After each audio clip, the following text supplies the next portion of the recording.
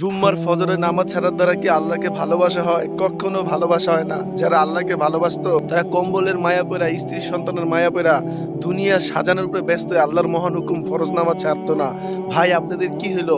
আপনাদের কাছে কোনো রসুল যাবে না, কোনো সাহাবী যাবে না, বড় আল্লাহর ওলি যাবে না। আমার মতো গুনাহগার মানুষ আপনার কাছে দিনের দাওয়াত দেয়, নামাজের দাওয়াত দেয়, কোনো বিনিময়ের জন্য। দুঃখের সাথে বলতেছি, আজকে পবিত্র জুম্মার দিন, মানুষকে এত করে ডাকলাম, মানুষ ঘুমায় রয়েছে, অথচ এই দিনই আল্লাহ দুনিয়া সৃষ্টি করছে, এই দিনই আল্লাহ দুনিয়া ধ্বংস করে দিবে।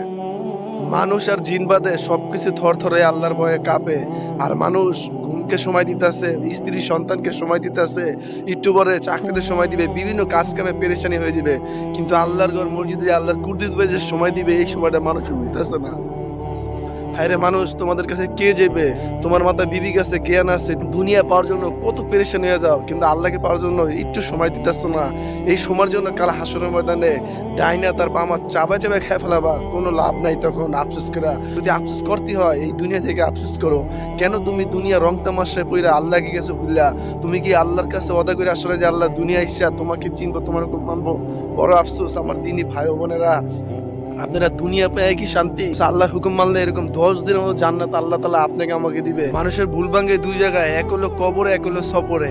দুনিয়া থেকে যদি ভুল ভাঙ্গে তাহলে মাপ পাবেন, আর কবরে যায় ভুল ভাঙলে বুঝে আসলে তখন কোনো লাভ